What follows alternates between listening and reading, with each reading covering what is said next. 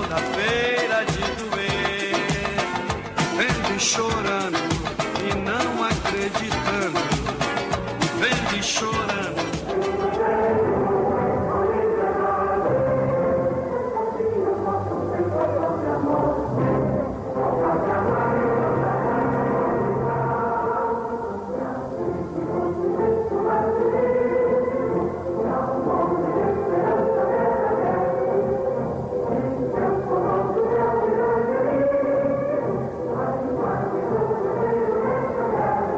A minha confiança era muito grande. Nós nunca esperávamos que fosse derrotado pela Itália.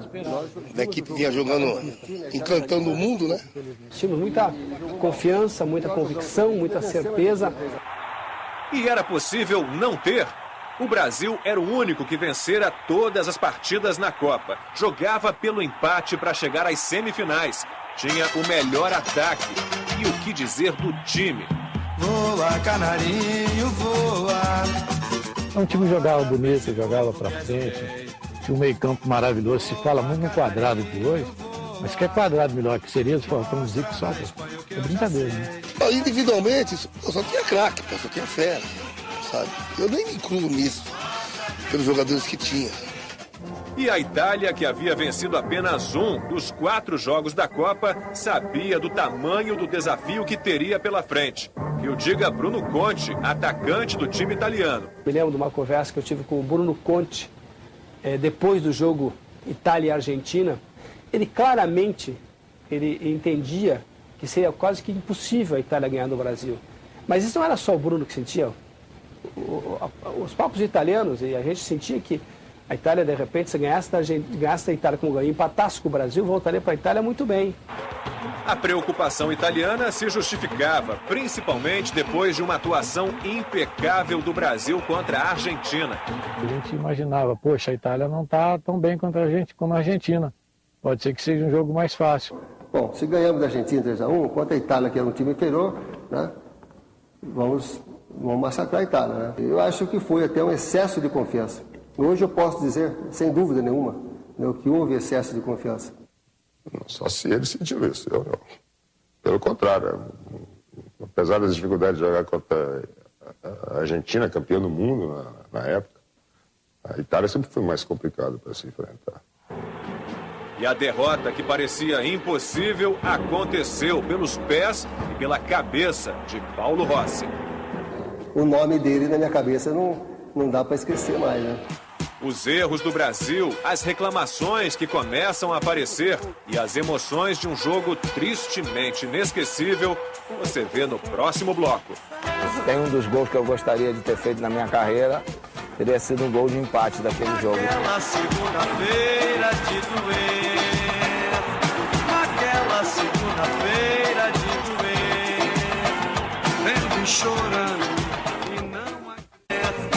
Aquela segunda-feira de doer, vendo e chorando e não acreditando. Foi um jogo que nós erramos mais do que acertamos. E cada vez que a gente errava, a gente era penalizado. Voa, canarinho, voa.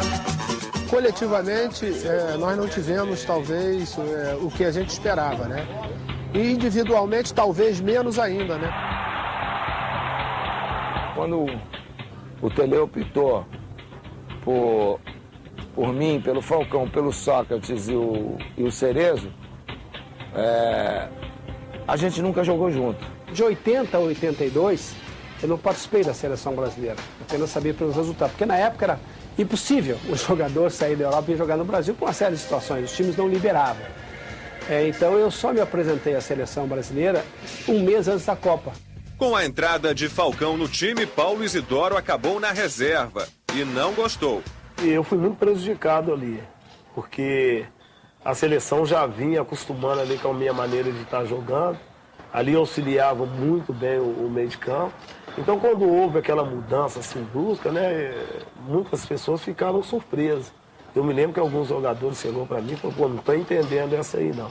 Mas a gente tinha que respeitar o Tele, porque quando ele mexia na equipe era para o bem da seleção. O Paulo Isidoro fazia aquela função ali pelo lado direito. Então eu acho que o time estava muito acostumado com aquele, o Leandro principalmente, com aquele apoio ali pela direita. E eu acho que faltou. E acho que a Itália soube aproveitar bem, tanto é que o primeiro gol saiu justamente por ali.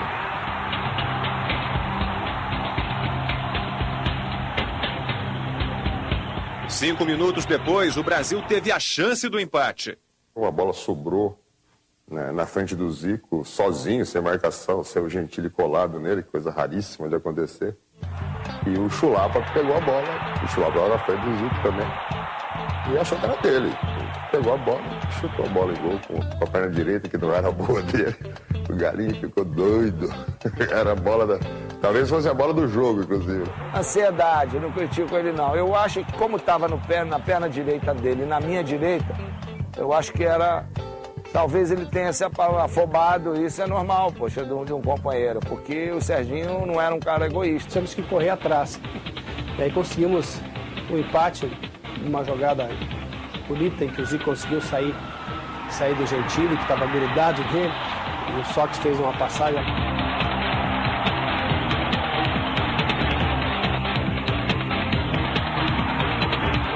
Nós empatamos, 10 minutos depois sofremos outro gol. Foi uma saída fora da área, uma bola fora da área. Eu, como volante, com característica tem que ser de todo volante, procurei sair jogando com a bola e nesse passe meu houve uma indecisão. O Paulo Rossi recebeu a bola e bateu e fez o gol. Eu, depois de muitos anos, eu fui assistir o jogo.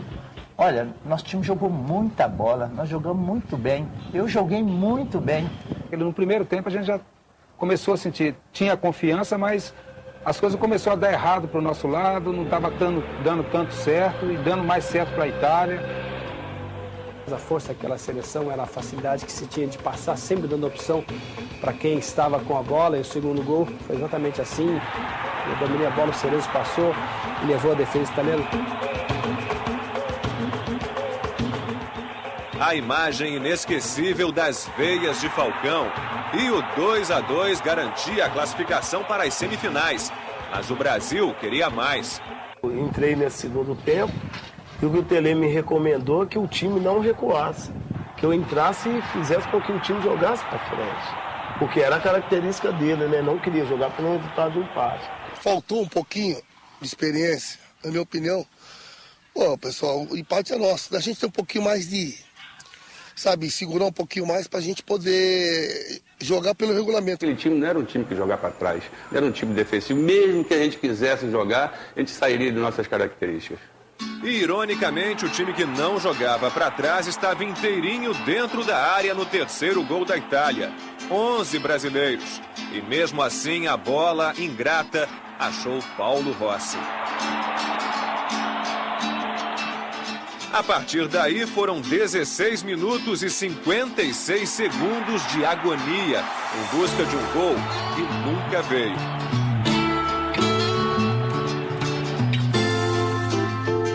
O único lance que eu lembro, que eu recordo muito bem, foi o lance final. Um lance que eu bati uma falta, o Oscar entrou de cabeça, entrou muito bem, cabeceou bem, o Zoff pegou a bola e tal, e no último minuto, seria um empate, seria a nossa classificação. Foi a defesa da vida dele. Seria o gol da minha vida, né? Um gol que muita gente espera até hoje. No próximo bloco, a dor e a superação de uma geração inesquecível. E, puxa vida, né? Com esse time não vencido, agora quando que vai poder ganhar novamente? Era uma coisa só era gostoso, né? Então eu acho que o futebol tinha que acabar ali naquele momento. Não, parou, não vai ter mais campeonato.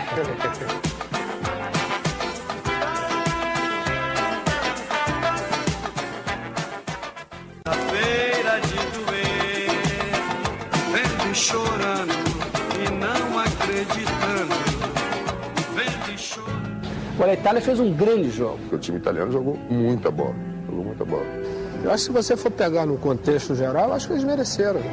Ali naquele momento eu falei, não, vontade de parar de jogar a bola. Nós chegamos no vestiário, um olhava para cá do outro e chorava. Um olhava, chorava, o pessoal todo mundo chorando. Eu lembro de uma cena ainda do Gilberto Tinho, nosso preparador físico, que ele chegou tinha uma porta assim, ele deu um murro na porta, o braço dele entrou até aqui na porta, aquela coisa toda. E a gente não tinha nada para falar, ninguém conseguia falar nada, um olhava para cá, do outro chorava. Porque a gente não acreditava no que estava acontecendo.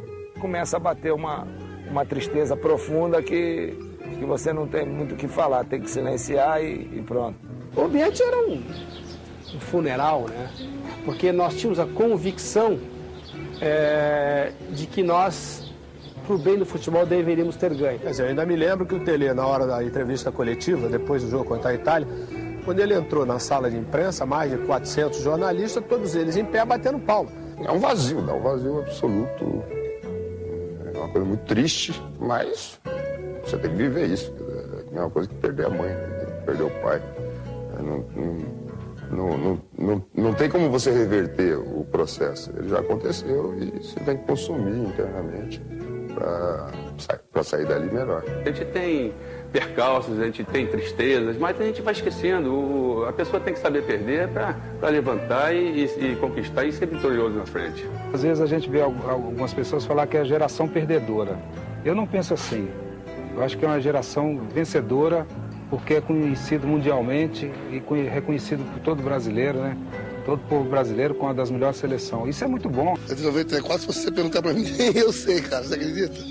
É uma coisa que marcou, uma coisa que pelo menos ninguém sabe a escalação de 94 e foi campeão mundial. Então eu preferia estar nessa situação do que estar com a situação de 82. Eu tive agora na Síria e o pessoal falando, só falam da seleção de 82, no Irã, mesma coisa, na Turquia mesmo, a tristeza que eles tiveram também, como se eles fossem brasileiros, quando o Brasil perdeu, que todo mundo estava torcendo para o Brasil. Eu viajo pela Itália, pela Europa, todo mundo fala, até na Arábia, todo mundo fala, quando eu estava no Japão, a seleção de 82. É porque nós tínhamos esse algo mais. Recentemente estive com alguns companheiros no jogo de 50 anos do goleiro da Saev, que foi o goleiro da Rússia naquela Copa, e eles não conseguem entender. Pô, como é que vocês conseguiram perder? É essa pergunta que eles sempre fazem. São 25 anos passados disso aí. O que eu percebo no mundo todo, muito mais que aqui no Brasil, é que para todos, né, em diferentes culturas, aquele time representa o que é futebol, no gosto popular. Foi a melhor seleção brasileira que eu joguei. Foi aquela de 82. É orgulho. Orgulho é um privilégio ter participado daquilo. Na verdade, muito mais que o futebol, eu fiz grandes amigos ali. Isso vale mais do que qualquer outra coisa. De prazer e privilégio. Graças a Deus que eu joguei na seleção de 1982. Graças a Deus. Voa, canarinho, voa.